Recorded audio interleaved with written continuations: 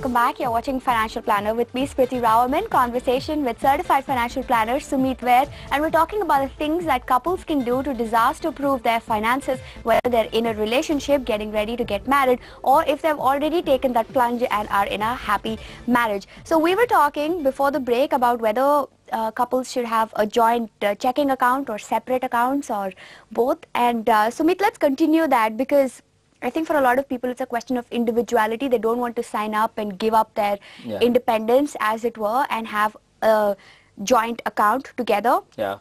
But explain to me the advantages of having a joint account with your spouse.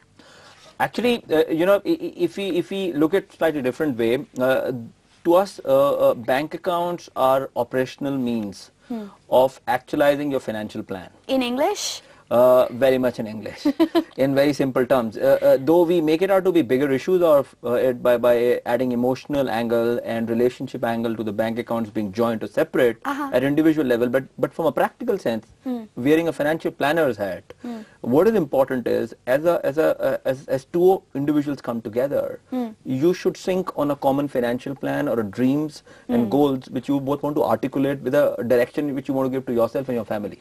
Okay. Now, if you have a sync on that, it doesn't matter whether joint accounts are there or they're separate bank account, because it's feeding into the same plan. Sure. Yeah. In a designated manner. So practically speaking, if you can sit across the table and articulate this in a very simple terms, it's great. And the second important step is figure out a financial planner, go and meet a planner in a joint manner.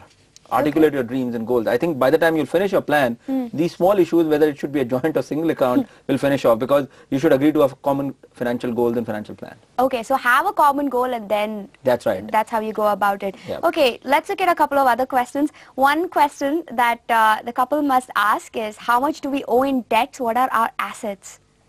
Yes, which in a way get addressed by a financial plan. So if you go and sit down and start doing a financial plan, you'll have to figure out how each one of you is there in terms of your current debt position, current assets, current investments itself, and whether you can be aligned to a common financial plan or you want to keep it separate. All these things will get articulated very clearly. So my suggestion is a financial planning is a very diplomatic way for a couple or to be couple coming together to try and know each other much better.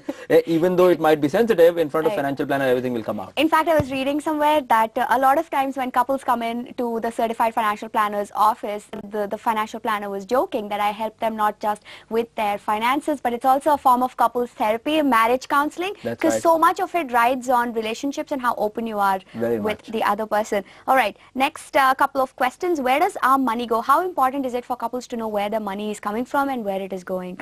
Very, very important, and it becomes increasingly more important in the current era where life is becoming very busy. We are seeing couples in which one of the partner is working and the other is a homemaker. In that, many a time the lack of time which that particular partner is able to devote in the relationship results in it being kind of subsidized by amount of money being given to the partner to spend. Now that's kind of making up for time. That's right, making up for lost time. I don't have time. I'm working. I'm a big shot. I'm a big executive. Here, take my credit card. Have a credit card or a shopping allowance, or go and do that part. I think that's a very, very iffy kind of a situation you're getting into, because then suddenly nobody will care about where the money is coming about, where is it going. So that's the situation to be avoidable. Rather than that, sit together, go through a financial planning, understand from where both of you are putting in your money or their income is coming from, and how it should be ideally spent. Again, the point is save before you spend. Save before you spend. The other question that they should know is important financial documents, where they're located. So talk to us about the importance of knowing where the things are. A lot of times, and I've seen this in relationships, is that one person knows where everything is located, what the bank numbers are, or where the credit cards are, and who's doing what, and the other person is completely oblivious to the financial situation. Something bad happens, and then all hell breaks loose. So how much attention should couples pay to knowing the status of your finances?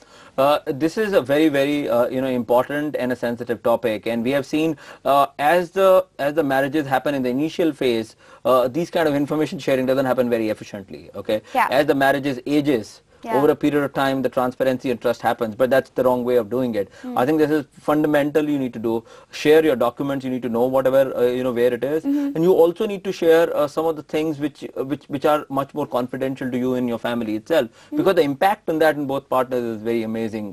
For example, there is a huge loan which you have drawn upon, and many a time these loans are from informal sources, not on the formal sources which you have taken about. Right. And suddenly 1 year down the line, there's this huge liability coming on your head, and you didn't know about it. Where is it coming from? Right. And that becomes a very difficult situation to handle. Similarly, many a time we see that a boy will be more comfortable with his father, and a girl will be comfortable with her father, and both of their insurance policies will be lying in their homes, respective father's home, rather than lying with each other itself, Right, which is right. again a crazy part to do. Right. You should share it. The third important point which you need to understand is nominations.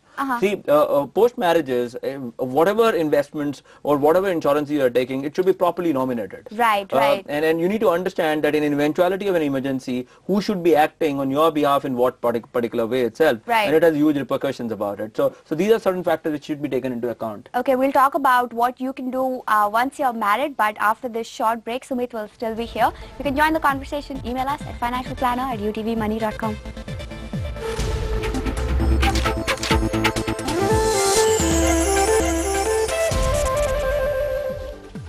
Welcome back. You're watching Financial Planner with me, Smriti Rao. I'm in conversation with certified financial planner Sumit Ved, and we're talking about things that every couple must know of and must talk about in their relationship, whether you're engaged to be married or if you're already married. Now, before the break, we were talking about what couples who are going to be married, what they should be talking about, and what are the things that they must know about the other person's finances.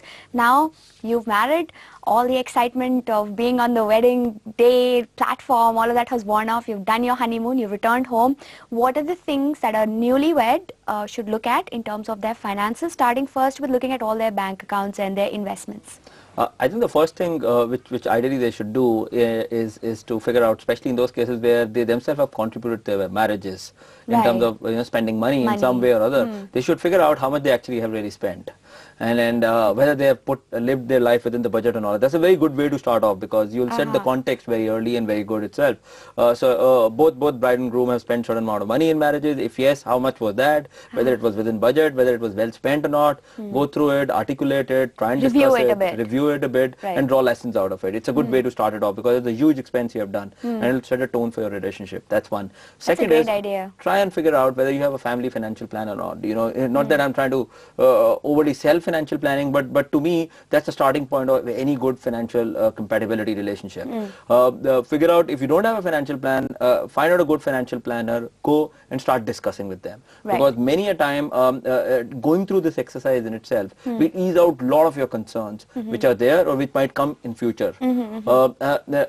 Part of this financial plan, bigger questions like what about our future plans, like starting family? When do we want to start up? How will we manage that part? What about my parents' responsibility? How much do you need to really go and take care of it? If you are part of a joint family, many a time there are obligations. My ex-uncle helped me in getting educated. There will be a time when I have to repay back that particular thing. Or say, how will I do it? The whole thing starts getting unfolded. There is no surprises which are not happening itself. Right, but on a more day-to-day practical level, I just want to bring up the graphic, and I'm going to quickly review it with Sumit. For any newlywed, first thing you do is review investment, your bank accounts, change your beneficiaries. What is that about? It's same as nominations. Nomination is a concept where you're trying to do kind of risk planning in terms of your most of assets, investments, bank accounts, etc. Saying, in case of something happens to me, who should be able to operate these particular assets, sell, buy, or whatever it is. So that's what beneficiary is. Most of the time, pre-marriages, it's your parents, change it to your wife. Change it to your wife. That's most important. Then review your insurance coverage, make a will or update your existing will, and most importantly, review your financial goals, because with the person that you're married, of course, so that both of you are on the same track to financial wealth and lots and lots of financial freedom. That's all we could pack into today's episode. I hope you enjoyed the show. Send us your feedback at financialplanner@utvmoney.com. You can also find us on Facebook, facebook.com/Smriti Rao. From Sumit Ved and myself, thank you for watching. Goodbye.